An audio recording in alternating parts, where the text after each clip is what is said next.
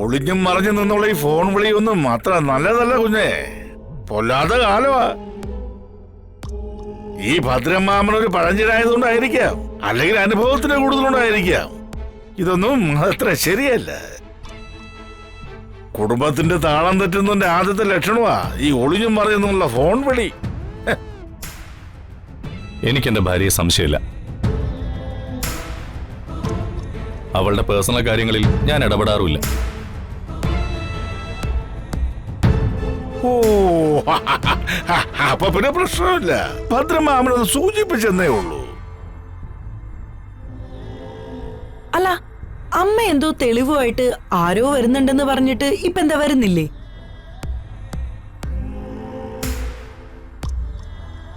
അതങ്ങ് ആവിയായി പോയി കാണും അല്ല ഭദ്രണ്ണങ്ങളെ? വരാനുള്ളത് വൈകിയാണെങ്കിലും വരൂല്ലോ മോളെ. എത്ര നേരമാ ചന്ദ്രനെ സൂര്യന് മറയ്ക്കാൻ പറ്റുന്നത്? ഗ്രഹണത്തിന് ഒരു സമയമൊക്കെ ഉണ്ട്. സൂര്യനും ചന്ദ്രനും മറമാറി വരാതെ എങ്ങോട്ട് പോവാനാ? നാളെ ചന്ദ്രഗ്രഹണമായത് കൊണ്ട് പറയുന്ന കൂട്ടിക്കോ. ആ ദിവസം നോക്കി തന്നെയാ ഞാനും ഇരിക്കുന്നത്. അതിലെന്തോ അർത്ഥം വച്ചാണല്ലോ കുഞ്ഞോളെ നീ പറഞ്ഞത്. മതി, അതളിയാ. ഈ കാര്യങ്ങളൊക്കെ പറഞ്ഞു വരുമ്പോ ഈ ചർച്ച ഇവിടെ വെച്ച് അവസാനിപ്പിക്കണം.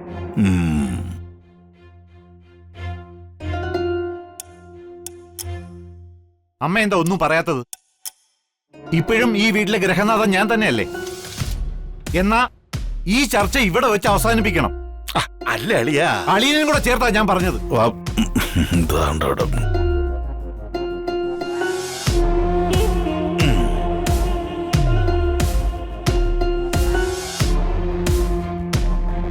വാ അമ്മേ.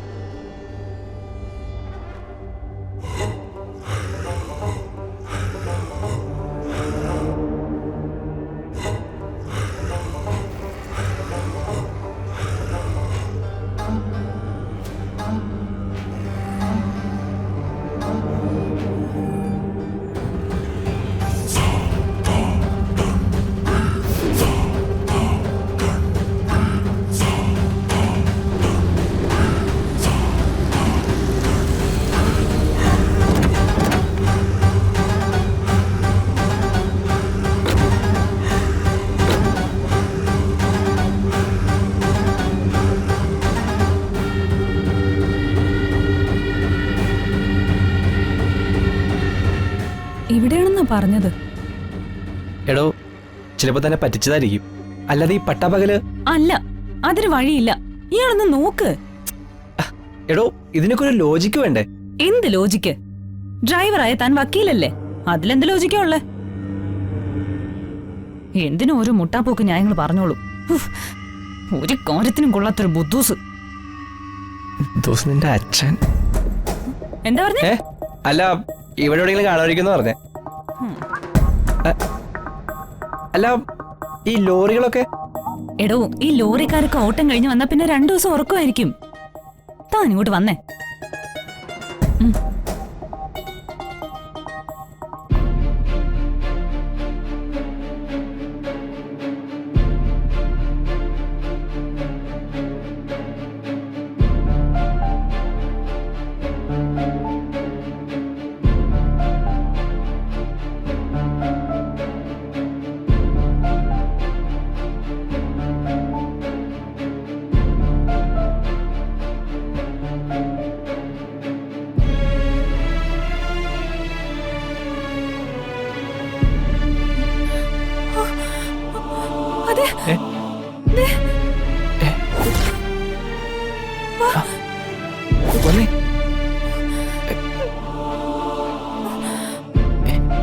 ഹലോ, അയ്യോ ചോര. എടോ താൻ പിടിക്ക്, എത്രയും പെട്ടെന്ന് ഹോസ്പിറ്റലിൽ എത്തിക്കണം. വാ. അയ്യോ ഈശ്വര. വേഗം തുറക്ക്.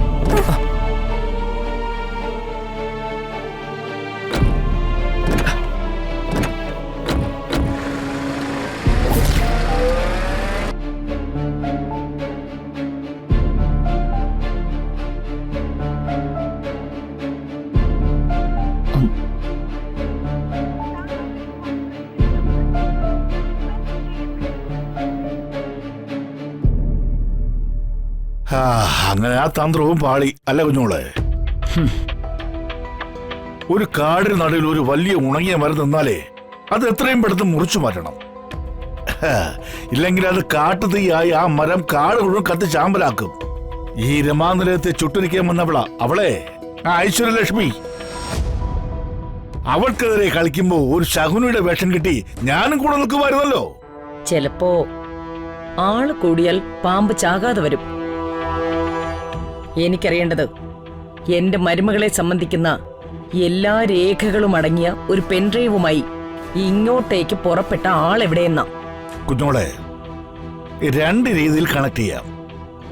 കൃത്യമായി ഗുണിച്ചും ഹരിച്ചും കൂട്ടിയും പിന്നെ കുറച്ചും. അത് ആദ്യത്തെ രീതി. രണ്ടാമത്തേത് സാധ്യതയുടെ ഒരു ഉത്തരം കണ്ടുവച്ചിട്ട് ചോദ്യത്തിലേക്ക് വരുന്നതാ. നമുക്കിവിടെ രണ്ടാമത്തെ രീതി എടുക്കാം. സാധ്യതയുള്ള ഒരു ഉത്തരം കണ്ടുപിടിക്കുക. അതെ കുഞ്ഞോളെ, ആ തെളിവുകൾ കുഞ്ഞോളുടെ കയ്യിലെത്തിയാൽ അതാരായിരിക്കും ദോഷമായിട്ട് ബാധിക്കുന്നത്? അവരാവും അതിന്റെ ഉത്തരം.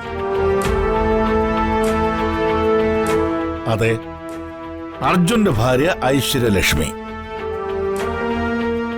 എന്താ അങ്ങനെ ചിന്തിച്ചൂടെ?